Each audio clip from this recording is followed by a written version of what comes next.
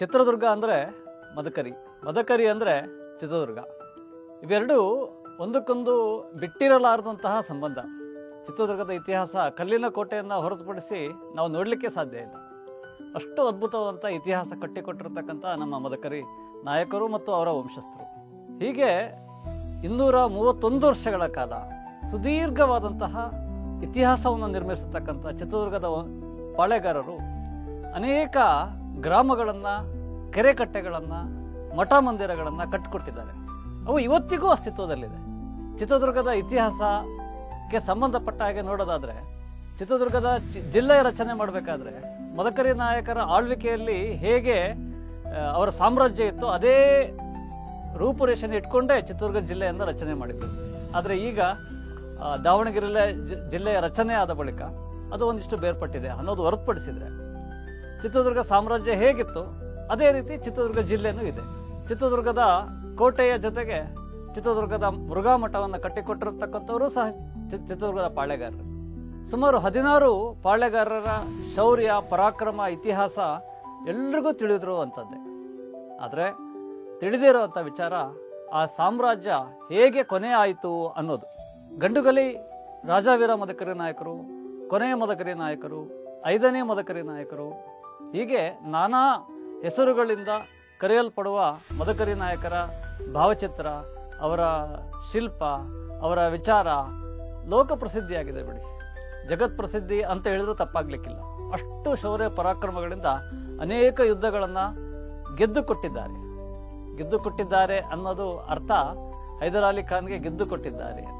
ಆದರೆ ಅದೇ ಹೈದರ್ ಅಲಿ ಖಾನ್ ಚಿತ್ರದುರ್ಗದ ಮೇಲೆ 4 ಬಾರಿ ಯುದ್ಧಗಳನ್ನು ಆಡ್ತಾರೆ. 1773, 1776, ಕೊನೆಗೆ 1779. ಅವರಿಗೆ ಆ ಕೋಟೆ ಗೆಲ್ಲಕ್ಕೆ ಸಾಧ್ಯನೇ ಆಗೋದಿಲ್ಲ. ಕೊನೆಯ ಕ್ಷಣದವರೆಗೂ ಆ ಕೋಟೆಯನ್ನು ಸಿಡಿಮದ್ದುಗಳಿಂದ ಸಿಡಿಸ್ತಾರೆ. ಅನೇಕ ಸೈನಿಕ ಹೋರಾಟಗಳನ್ನು ಮಾಡ್ತಾರೆ. ಸಾಧ್ಯನೇ ಆಗೋದಿಲ್ಲ. ಅಂಥ ಅಭೇದ್ಯ ಕೋಟೆಯನ್ನು ದುರ್ಗದ ದೊರೆ ಕಟ್ಟಿಕೊಂಡಿದ್ರು. ನಮಗೋಸ್ಕರ ಬಿಟ್ಟು ಹೋಗಿದ್ದಾರೆ. ಆದರೆ ಮದಕರಿ ನಾಯಕರಿಗೆ ಮೋಸ ಆಗುತ್ತೆ. ಮೋಸದಿಂದ ಅವರನ್ನು ರಾಜಿ ಸಂಧಾನಕ್ಕಂತ ಕರೀತಾರೆ.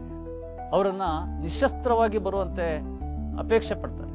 ಕೊನೆಗೆ ಅವರನ್ನು ನಿರಾಯುಧವಾಗಿ ಬಂಧಿಸ್ತಾರೆ. ಅಷ್ಟಕ್ಕೆ ಸಾಲೋದಿಲ್ಲ. ಆ ದ್ವೇಷ, ಆ ಅಸೂಯೆ ಅಷ್ಟಕ್ಕೆ ಸಾಲೋದಿಲ್ಲ. ಅವರನ್ನು ಚಿತ್ರದುರ್ಗದಿಂದ ಶ್ರೀರಂಗಪಟ್ಟಣಕ್ಕೆ ಕರ್ಕೊಂಡು ಬರ್ತಾರೆ. ಅಷ್ಟಕ್ಕೂ ಕ್ರೂರತೆ ಸಾಲೋದಿಲ್ಲ ಆ ವ್ಯಕ್ತಿಗೆ. ಗೃಹ ಬಂಧನದಲ್ಲಿಡ್ತಾರೆ. 3 ವರ್ಷಗಳ ಕಾಲ ಗೃಹ ಬಂಧನದಲ್ಲಿಟ್ಟು ಕೊನೆಗೆ ಅನ್ನದಲ್ಲಿ ವಿಷಪ್ರಾಸನ ಮಾಡಿ ಕೊಲ್ತಾರೆ. ಆ ರೀತಿಯಾಗಿ ಚಿತ್ರದುರ್ಗದ ಸಾಮ್ರಾಜ್ಯ ಅಂತ್ಯವಾಯಿತು ಅನ್ನುವುದು ಇತಿಹಾಸದ ದಾಖಲೆಗಳಲ್ಲಿ ದಾಖಲಾಗಿದೆ. ಮದಕರಿ ನಾಯಕರ ಸಾವಿನ ಜೊತೆಗೆ ಚಿತ್ರದುರ್ಗದ ಸಂಸ್ಥಾನವೂ ಸಹ ಅಂತ್ಯ ಆಗುತ್ತೆ.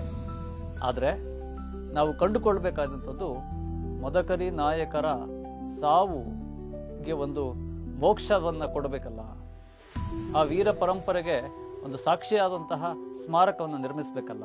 ಬಂಧುಗಳೇ, 2017ನೇ ಇಸ್ವಿಯಲ್ಲಿ ಮದಕರಿ ನಾಯಕರಿಗೆ ಅವರು ತೀರಿಕೊಂಡಿರ್ತಕ್ಕಂಥ, ಅವರ ದೇಹ ದಹನ ಆಗಿರ್ತಕ್ಕಂಥ ಪಶ್ಚಿಮ ವಾಹಿನಿಯಲ್ಲಿ ಪಿಂಡ ಪ್ರದಾನ ಕಾರ್ಯ ಮಾಡಲಾಗಿತ್ತು 2017ರಲ್ಲಿ. ಆ ಇಸ್ವಿಯಿಂದ ಪ್ರತಿ ವರ್ಷ ಮೇ 15ನೇ ತಾರೀಕು ಶ್ರೀರಂಗಪಟ್ಟಣದ ಪಶ್ಚಿಮ ವಾಹಿನಿಯಲ್ಲಿ, ಅಂದರೆ ನಮ್ಮ ದೊರೆಗಳು ದೇಹ ದಹನ ಆದಂತಹ ಸ್ಥಳ, ಪುಣ್ಯ ಸ್ಮರಣೆಯನ್ನು ಮಾಡ್ಕೊಂಡು ಬರ್ತಾ ಇದ್ದೀವಿ. ಸರ್ಕಾರಗಳಿಗೆ ಅನೇಕ ಮನವಿಗಳನ್ನು ಕೊಟ್ಟಿದ್ದೀವಿ. ಆದರೆ ಯಾವುದಕ್ಕೂ ಸ್ಪಂದಿಸದ ಮೂಕ ಸರ್ಕಾರ ಇವತ್ತಿನವರೆಗೂ ಅಲ್ಲಿ ಸ್ಮಾರಕ ನಿರ್ಮಿಸೋದಿರಲಿ, ಕನಿಷ್ಠ ಒಂದು ಬೋರ್ಡನ್ನು ಹಾಕುವ ಒಂದು ಸುದ್ದಿಗೆ ಬಂದಿಲ್ಲ. ಹಾಗಾಗಿ ಬಂಧುಗಳೇ, ಇದೇ ಮೇ 15ನೇ ತಾರೀಕು ಪುಣ್ಯಸ್ಮರಣೆ ಶ್ರೀರಂಗಪಟ್ಟಣದ ಪಶ್ಚಿಮ ವಾಹಿನಿಯಲ್ಲಿ ನಡೀತಾ ಇದೆ. ಇದಕ್ಕೆಲ್ಲ ತಾವೆಲ್ಲ ಬಂದು ಆ ಸ್ಮಾರಕ ನಿರ್ಮಾಣಕ್ಕೆ ಬಲ ಕೊಡಬೇಕಾಗಿ ತಮ್ಮಲ್ಲಿ ಕೈ ಮುಗಿದು ಪ್ರಾರ್ಥನೆ ಮಾಡ್ಕೊಳ್ತಾ ಇದ್ದೀನಿ. ಈ ಒಂದು ಸ್ಮಾರಕ ನಿರ್ಮಾಣದ ಹೋರಾಟಕ್ಕೆ ಸರ್ಕಾರಕ್ಕೆ ನೀವುಗಳು ಸಹ ಮನವಿ ಮಾಡ್ಕೊಳ್ಳೋದ್ರ ಮೂಲಕ ಆ ಮದಕರಿ ನಾಯಕರಿಗೆ ಒಂದು ಸ್ಮಾರಕ ಕಟ್ಟಬೇಕು ಅನ್ನೋ ಸಂಕಲ್ಪವನ್ನು ತೊಡೋಣ. ನಮಸ್ಕಾರ.